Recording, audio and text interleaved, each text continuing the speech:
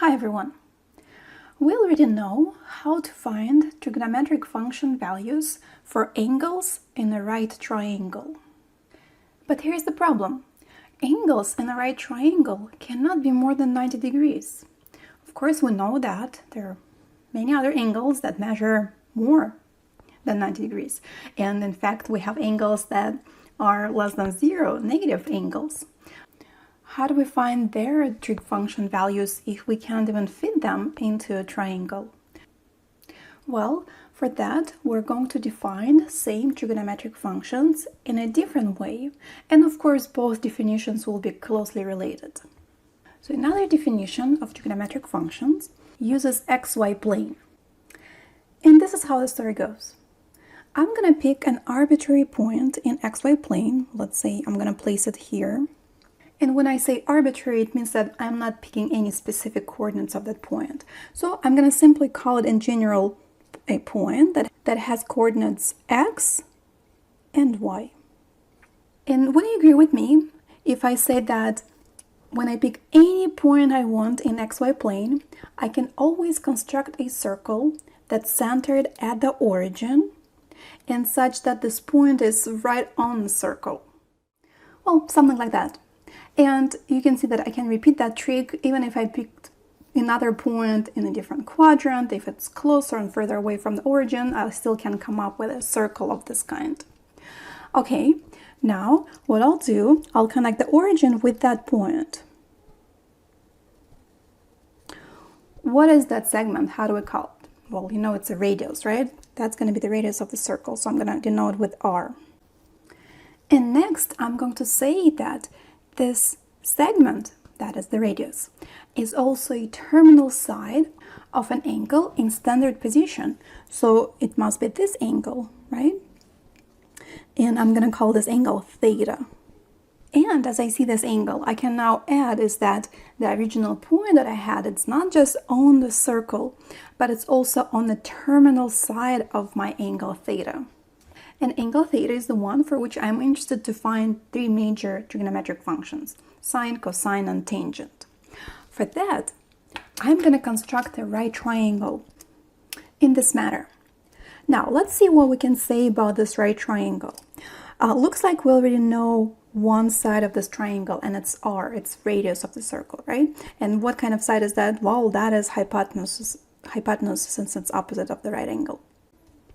Let's see if we can figure out the other two sides, those legs. Well, we're going to use the point here.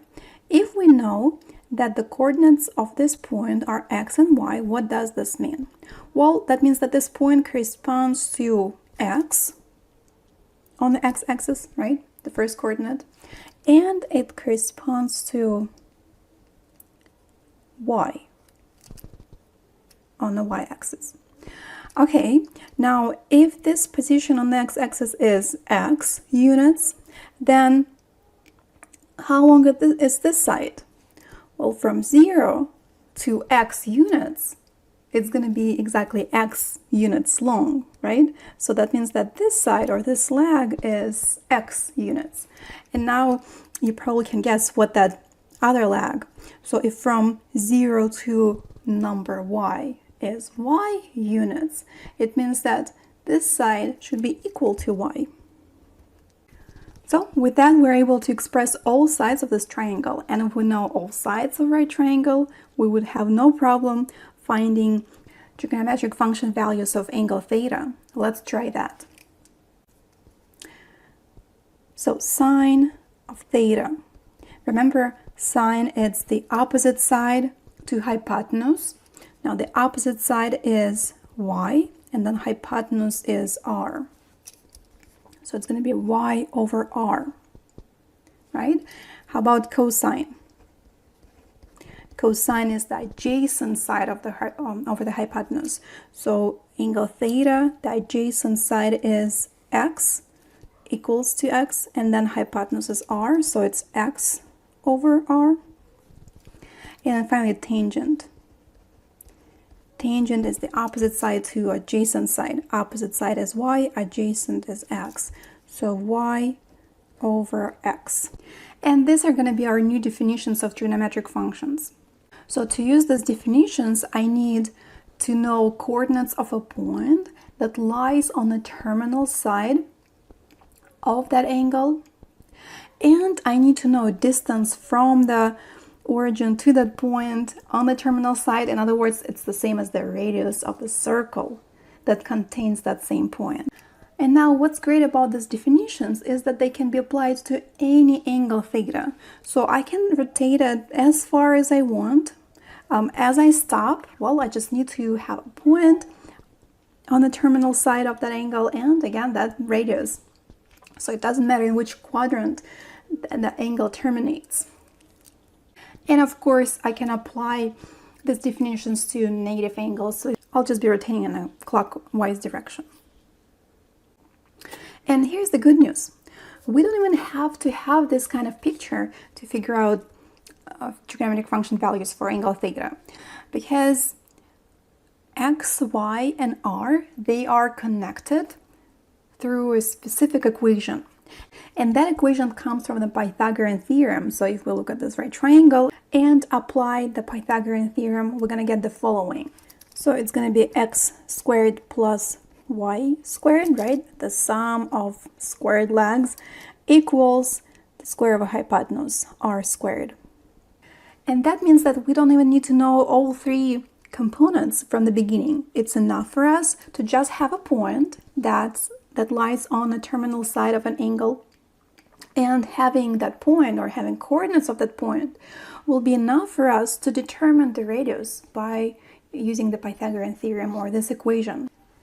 So using these definitions basically boils down to just knowing coordinates of a point that lies on the terminal side of an angle. And I want to make a note here that while we got this from the Pythagorean theorem, you might also recognize this as an equation of a circle centered at the origin. You may remember this from algebra. Now let's try an example.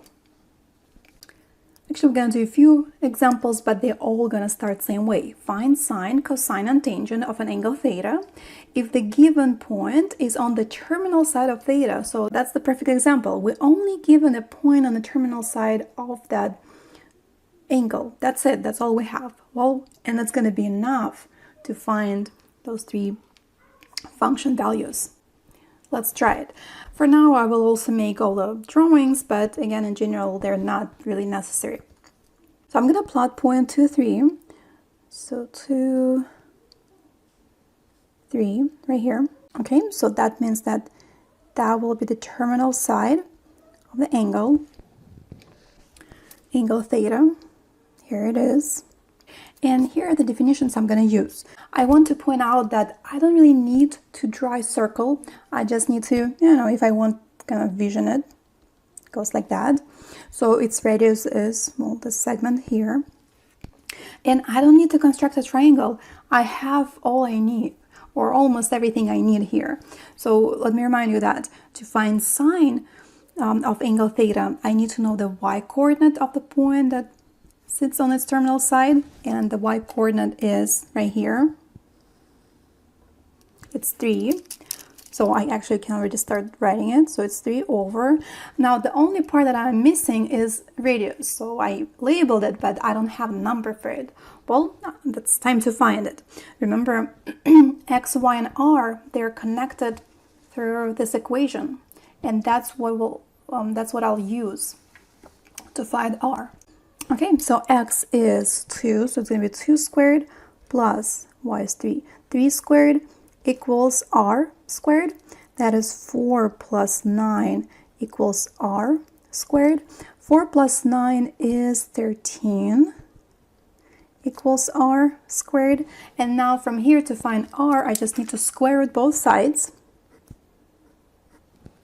And at this point, I want to remind you that when we solve this kind of quadratic equation and we just square root both sides, we always get two solutions, and they are, I'm going to switch sides, r equals, so it's always positive and negative values. So it's positive, and by the way, here I can really simplify, right? I'll just keep it as square root of 13, positive square root of 13, and negative square root of 13.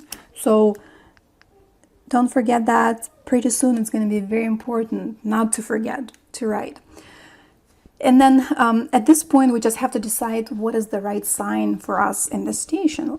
So what is r? R is the radius. In other words, it's the distance from the center of a circle to a point on the circle. And since it's a distance, r is going to be positive. Well, it's always going to be positive. I'll make a note here. R is always positive. R is always positive, so it means that we're going to use plus sign, positive 13, and we're going to ignore negative sign.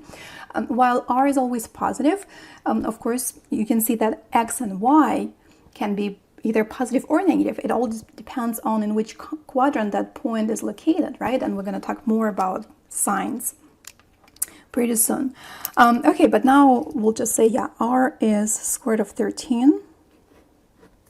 And that means that I'm going to place it here in the denominator, square root of 13. And every time when I end up with the square root in the denominator, I need to rationalize that fraction.